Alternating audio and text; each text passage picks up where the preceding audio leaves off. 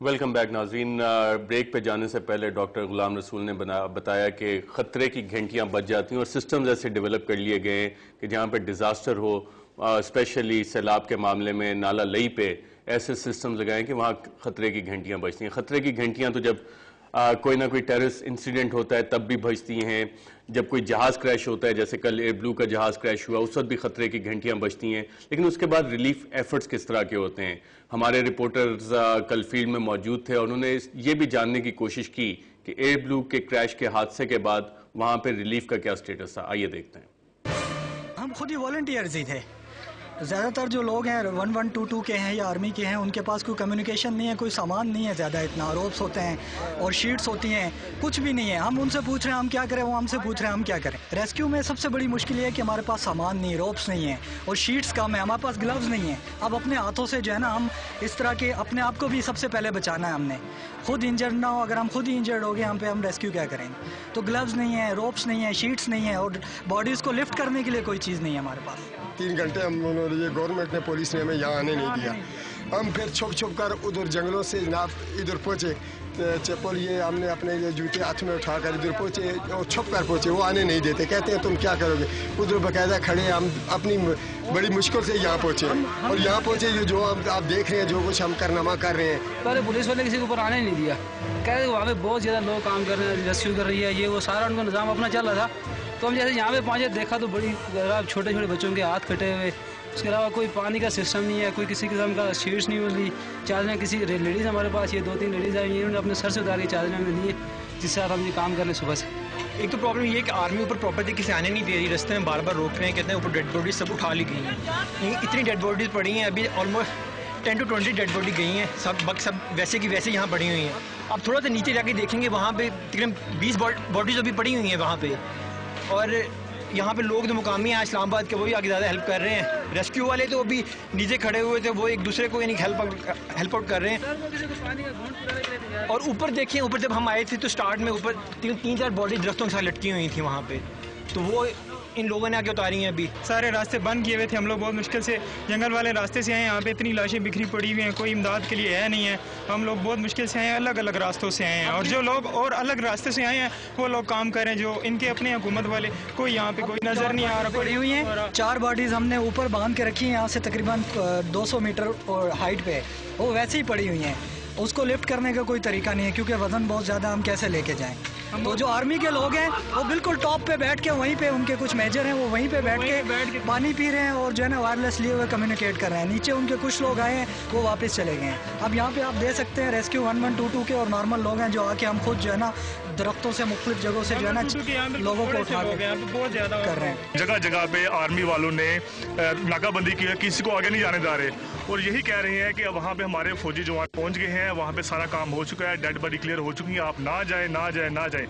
तो गार्ड से मैं हैरान हूँ कि यहाँ पे मैं जब यहाँ पे आया तो देखा है कि वहाँ पे मुझे अभी तक 1.5 घंटा हो गया, कोई एक पुलिस वाला तो आर्मी का बंदा नजर नहीं आया मुझे।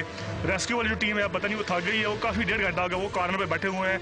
यहाँ पे सिर्फ इंडिविजुअल्स आए हुए हैं, NGOs आई हैं, सिविल डिफेंस के लोग हैं, PI के लोग हैं और नेशनल वॉलंटियर के लोग हैं जो आए हुए, जो मेहनत सही काम कर रहे हैं। खुद देख लें, यहाँ पे कपड़े नहीं है डेड बॉडीज के लिए, कफन के कपड़े नहीं है, यहाँ पे पानी नहीं है, कुछ भी नहीं है। वहाँ पे हम लेके आ रहे हैं, हमारे कुछ और वॉलंटियर लेके आ रहे हैं, कुछ और बंदे लेके आ रहे हैं, लेकिन नीचे जगह जगह पे नाके लगे हुए हैं। मुझे समझ नहीं आ रही कि इतना बड़ा डिजास्टर हुआ है। 3 जगह पे हमें रोका गया और हमें यही कहा गया है कि हमारे रेस्क्यू के हेलीकॉप्टर वहाँ पहुँच गए हैं, वहाँ पे डेड बॉडी सारी क्लियर हो चुकी हैं, सारा ये डिब्रीज क्लियर हो चुकी हैं। लेकिन आप भी यहाँ पे मीडिया है, यहाँ पे आ रहे हैं, हमें बताएं यहाँ पे कोई हेलीकॉप्टर नजर आ रहा है या कोई आर्मी का बंदा नजर आ रहा है और क्या चीज़ क्लियर हुई है अभी आप खुद क्या चीज़ क्लियर हो रही है?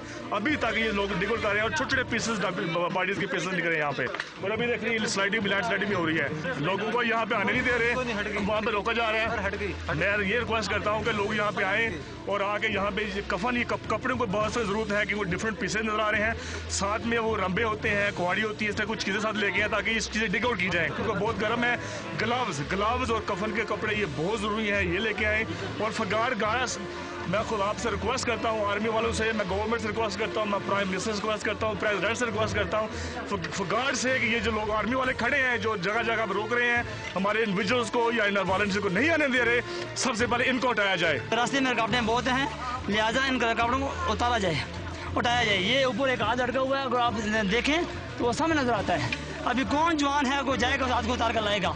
एक बंदा बताएंगे, आर्मी का मुझे एक बंदा बता दे, मुझे नेवी का एक बंदा बता दे, मुझे किसी यहाँ पे कोई भी नहीं, इवन गवर्नमेंट का भी कोई बंदा नहीं आया। गवर्नमेंट जो हमारे सर पे बड़ा चीखती है ना, हर चीज को हमारे वो बाउंड कर देती है गवर्नमेंट। हम खुद खाते हैं, हम खुद कमाते हैं, हम खुद सब कुछ करते हैं, हम खुद कफन ला रहे हैं, हम खुद सब कुछ कर रहे हैं। मुझे सबसे ज्यादा ये जैसे अभी हेलीकॉप्टर आया ना, तो एक हेलीकॉप्टर 150 या 160 जितने भी यहाँ पे मुसाफिर अभी हैं अंदर दबे हुए, ठीक है ना, उनके लिए सिर्फ एक हेलीकॉप्टर है। और हमारे प्राइम मिनिस्टर, प्रेसिडेंट जो भी हैं, ये जो ब्यूरोक्रेट्स हैं, उनके लिए तो अपना अपना हेलीकॉप्टर भी है, वो क्या अपनी अपनी चीजें नहीं ला सकते? पूरे 2 घंटे 1.5 घंटे के बाद हेलीकॉप्टर आया, पूरे 1.5 आवर, 1 लाख 1.5 में सिर्फ 1 लाख लेके जा रहे हैं। वहाँ से आधे घंटे बाद आते हैं, सिर्फ 1 लाख लेके जाते हैं। मुश्किलात यही है कि बस आ नहीं रहे, बंदे नहीं आ रहे हैं। देखो बंदे जितने हैं उनको सबको रुकावट की हुई है, सब बंदों को रोका हुआ है।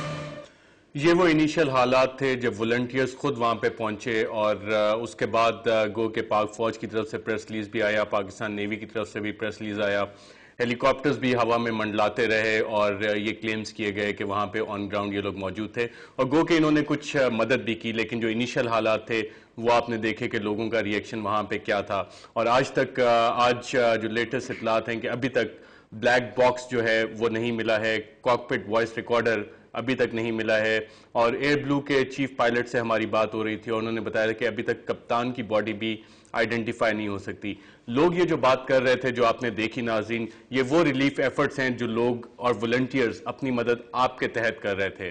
और गो के वहाँ पे हमारी रिलीफ की जो टीमें हैं, आर्मी की टीमें, बटालियंस वहाँ पे डिप्यूट की गई और वो लोगों को जो इन्होंने बात की वहाँ पे आगे जाने से रोक रहे थे। जब हेलीकॉप्टर्स ऊपर पे हवा में मंडला रहे थे, वहाँ पे उस वक्त मैं खुद भी मौजूद था और मैंने भी आगे जाने की कोशिश की और कुछ आर्मी वालों से बात की। आइए देखते हैं वहाँ पे क्या हालात थे। इस वक्त हम जाए हादसा के करीब खड़े और हमारे साथ मौजूद हैं तनवीर, जो कि एडवेंचर क्लब से। तनवीर, आप यहाँ पे क्यों आए हैं? असल में जब सुबह में पता चला तो हमने, हमारे एक प्राइवेट क्लब है एडवेंचर क्लब के नाम से ना, तो हमने सोचा कि वहाँ एक तो जाना इतना आसान नहीं है, तो हमारे पास इक्विपमेंट्स हैं सारे और हम चाह रहे हैं कि जितना जल्दी पहुंच के तो हम जितने लोगों की जान। तो आपको कौन नहीं जाने दे रहा? मतलब आर्मी वाले खड़े हुए हैं, हमने इनसे रिक्वेस्ट की है कि हमसे, हमारे पास आइडेंटिटी है हमारी, हम वो चेक कर लें, चेक करके जाने दें, तो वो कहते हैं जी हमें ऑर्डर नहीं है जाने का। आप अल खिदमत फाउंडेशन से, आप भी आगे जाना चाह रहे हैं? जी बिल्कुल आगे जाना चाह रहे हैं। एम्बुलेंसेज हमने नीचे खड़ी कर दी हैं, आगे मदद के लिए जाना चाहते हैं, लेकिन पाकिस्तान आर्मी जाने नहीं दे रही है। क्यों नहीं जाने दे रही है? बस इनका कोई अपनी रूटीन है इनके साथ। आप लोग क्यों नहीं, इनको रेस्क्यू वालों को क्यों नहीं जाने दे रहे जो लोग मदद करना चाह रहे हैं? हमें इस चीज़ का इल्म नहीं है भाई।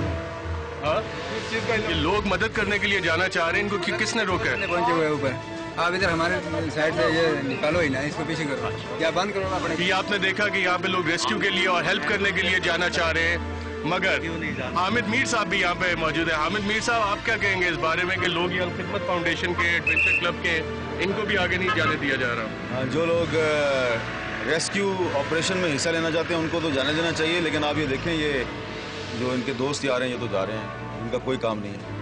बिल्कुल, इसमें रेस्क्यू ऑपरेशन में काफ़ी मदद की जा सकती थी लोगों की, इवन अथॉरिटीज़ की, लेकिन कुछ फौजी अफसरान ने शायद ये फैसला किया है कि जो प्राइवेट रेस्क्यू के लिए हेल्प करना चाह रहे हैं उनको भी आगे ना दिया जाए। इस पर हम मजीद बात करेंगे और आगे देखेंगे कि किस तरह से रेस्क्यू एफर्ट्स हो रहे हैं और इसके बाद अस्पतालों में क्या हालात हैं।